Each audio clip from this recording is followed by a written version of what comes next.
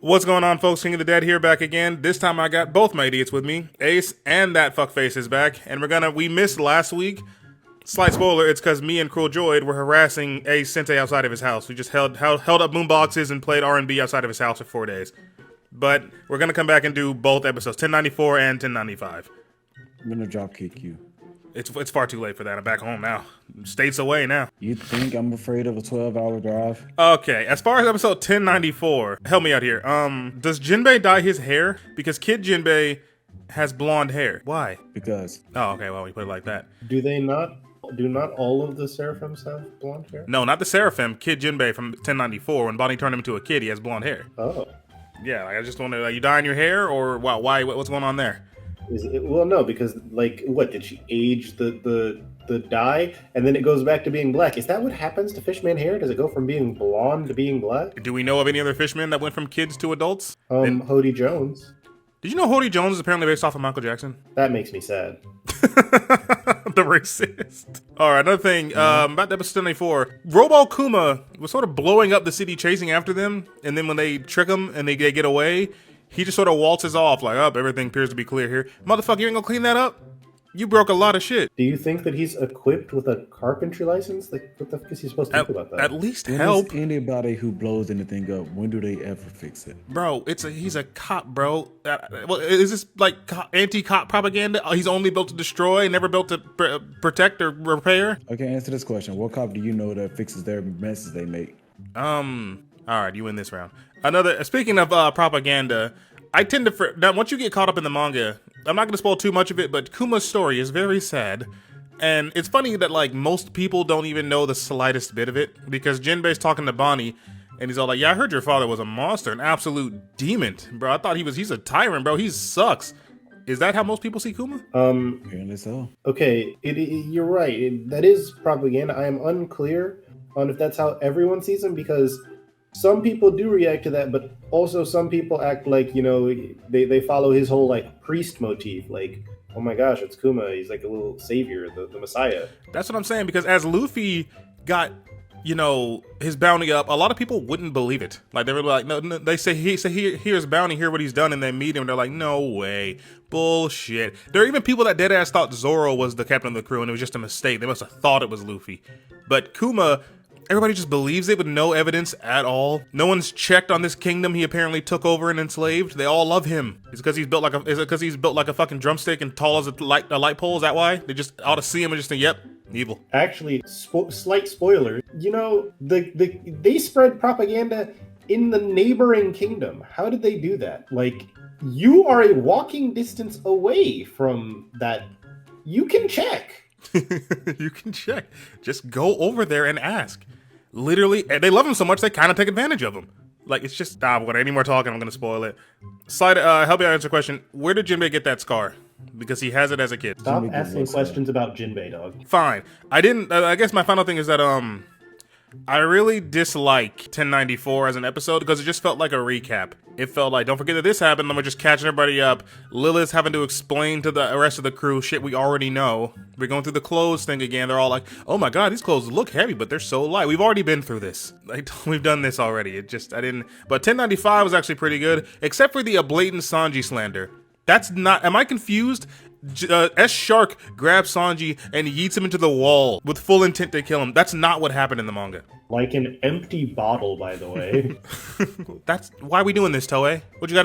You know, Sanji ain't gonna feel it. He's also a robot, a part robot. Bro, he's genetically modified. He's not a robot. It's not supposed to be that way. In the manga, S-Shark does the fishman karate thing, punches him square in the face, and it does absolutely nothing. And Sanji's like, how about I show you the power of love? Like, Sanji's low-key dog walking S-Shark. Why are we doing this, Toei? Please.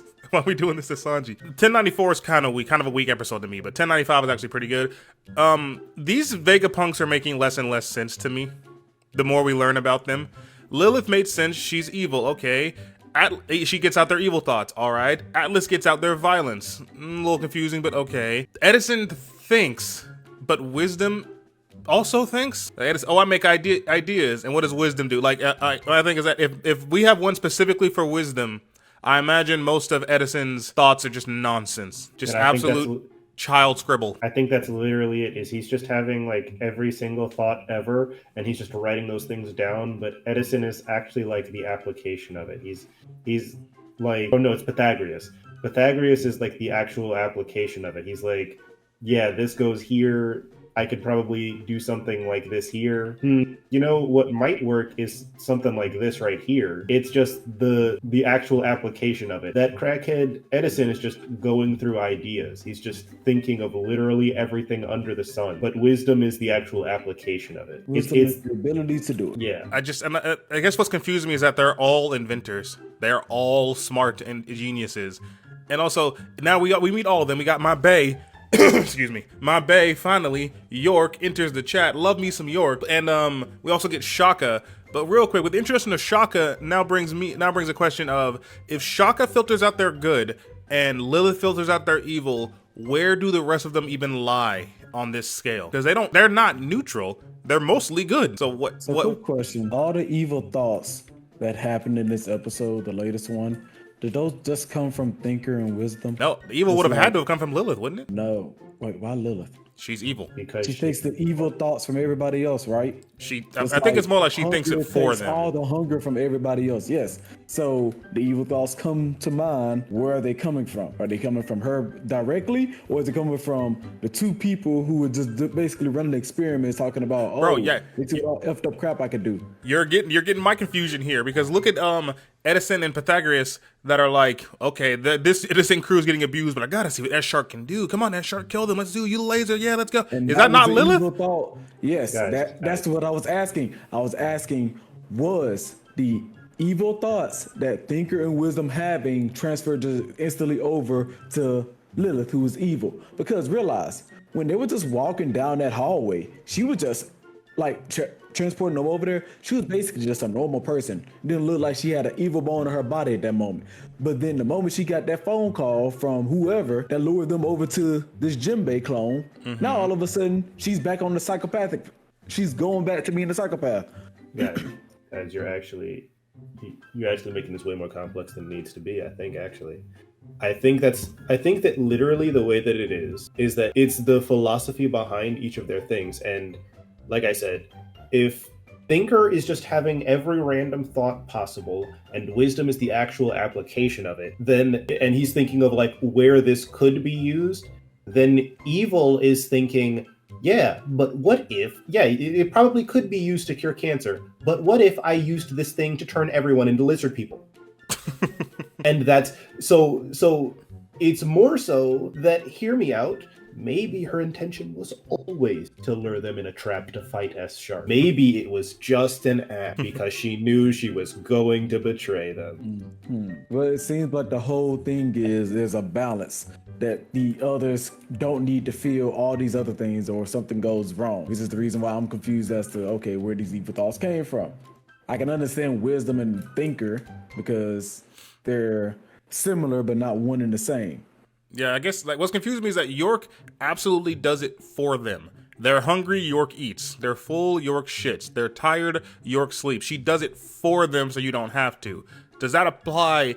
That's something physical, not like an emotion. So for Lilith being evil, is she being evil for them, or is she the filter for their evil? Like, so long as she's here, they don't have evil thoughts. Or is it? It's literally that. It's as long as she's here. Didn't y'all also say there was a good? Yeah, Shaka.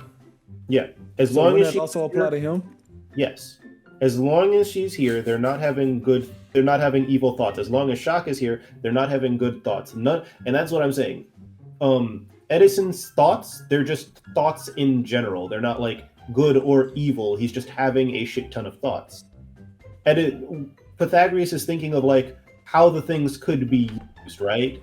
But they're not inherently good ways or evil ways. It is Lilith who then says, all right, yeah, those are good applications. You definitely could use this any number of ways, but hear me out. What if I used it to set fire to your house with lemons? If that's the case, I need Shaka and Lilith to be near each other at all times. because clearly And- anytime he's not around, she's trying to kill someone. Exactly. That's it. And it's why when he comes through, he's like, "Hey, yo, cut that out," and she listens. And she has to listen. As good as taking over, okay, or canceling them out. Yeah, and So and we to, can't to do go good even or further, evil, it's we're why. just gonna be neutral. Okay. Yeah, exactly. All of their actions are inherently neutral, and it's also probably why we have York who eats and takes dumps, and Atlas who just punches things. So that way they do not have like they don't need to eat, but also they're not inherently violent with their thing. Like that they're not thinking of. I feel like you're wrong. I think that I'm right Okay, then why is Lilith violent within the first chance she got? because she's evil. She's not even. It's not even about being violent. It's about being destructive. She's evil. I think the difference is that Lilith's not trying to torture you. Lilith just wants you dead. Like this isn't about She seeing was- you in pain. She just thought Yeah, it'd be really cool if you were just dead right now. Really think about the first scene where the big shark is in the water. That wouldn't have been violent. It would have been over immediately. You were getting swallowed whole. And then she would have reported, said, "You see anything out there, Lilith? A crew full of pirates. What'd you do? They're gone." They're gone. Don't worry about it. But meanwhile, Atlas is beating up the same holographic creatures all day, every day. Yeah, because just the all act that she of is, punching. Yeah, all that she is to make sure that they aren't like their thoughts aren't influenced by any violent desire. Oh, it gets worse, by the way, Ace. It gets much, much worse in the manga. When they actually start breaking apart, you're gonna not physically breaking apart, but actually disagreeing on shit. We're really gonna wonder, how are you all the same brain? Literally how. But enough about Vegapunk. I got one last Brains note have here. Contradicting feelings. What? The brain contradicts itself all the time. All the time. We haven't even met the real one yet, by the way. Doesn't All, he like well, my crackhead? last note I have is that in Whole Cake Island, Sanji got his moment. In Wano, it wasn't entirely about Zoro, but Zoro got his moment and left with a new sword. In Vegapunk, this should be Franky's time to shine. In the manga, and I feel like in the manga it doesn't really like bode well. I do like that he's doing like the most talking in the anime. He's the one reacting to everything, and he's like Vega-chan, like he's admires this person. But I've noticed Franky does not have much going on for him. He has like 2 moves outside of building shit. It's strong right, and if strong right doesn't work, radical beam.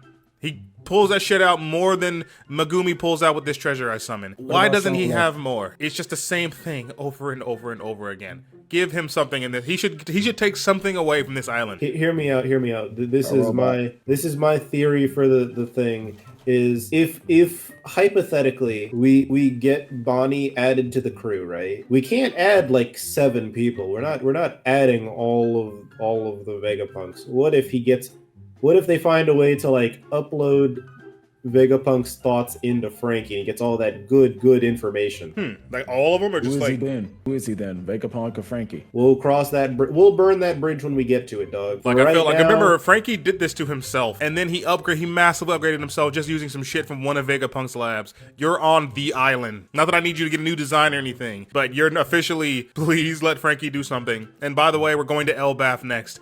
Usopp, you're up. I promise you, Oda, I'll hurt you. They need to have their moments, man. Please let the other Straw Hats have their times to shine. This hasn't worked on GT when yet. is Now it it's gonna work Robin's now. time to shine? Bro, Robin had Water 7. That was so long ago. He has a moment in nearly every one of the things, though. Yeah, like Wano, she broke what's-her-name's back. What did Franky, where the fuck was Franky in Wano? Tell me what he was doing right now. That's, you know what? You're right. Never mind. Exactly. For money. Whole Cake Island, no Franky. Dressrosa, he certainly was there, now wasn't he? The whole thing about him, the greatest thing Franky does in Dressrosa is deny the flame fruit. He's like, why don't you eat it, Franky? Nah, that's it. Bro, then you're pink. He has a whole fight. He shows what it's like to be a man.